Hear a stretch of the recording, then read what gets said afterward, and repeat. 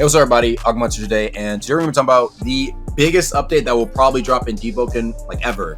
Even bigger than Layer 2, and I know that might sound like, what? Even bigger than Layer 2? Agumon, they said they weren't working on big updates anymore. I know. They even said in the updates where they posted like the roadmap, yo, we're not really trying to drop these as large updates, but one by one, right?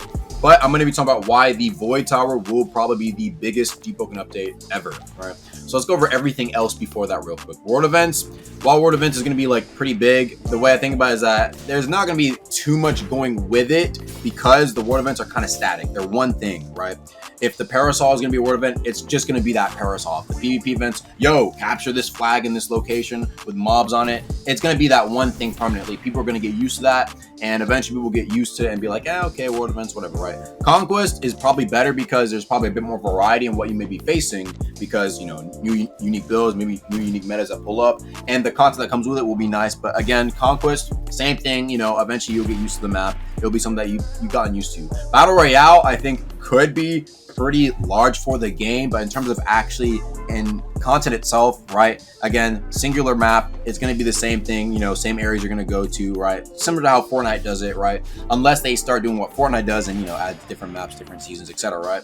The reason why I think the Void Tower Dungeon will be the biggest update is because the amount of content they're going to need to bring to the Void Tower to make it truly like the best like possible way they vision it, because I know they have some big plans for it, will require a ton of content.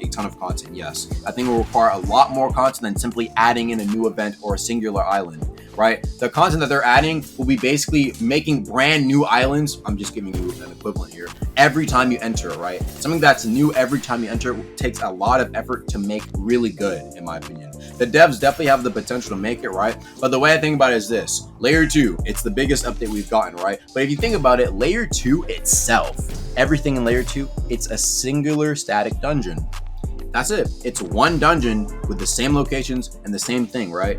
But that amount of content we got from it made it basically big enough to the point where we had like 40 to 30k people average for like a good couple weeks, right? Which is crazy. But then when we look at the Void Tower, it's not a singular static dungeon.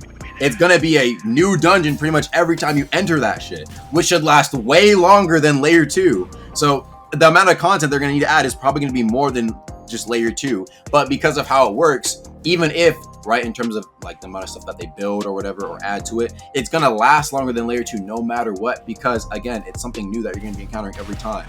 Now, if they don't add much to it and they kind of sell, then okay, obviously it won't be that crazy, right? But the way I think about it is the Void Tower will definitely drop with other things. They even say it in the bottom of the little update roadmap thing, right? New oaths, origin, talent managers, and even new artifacts in general can drop alongside and in the Void Tower.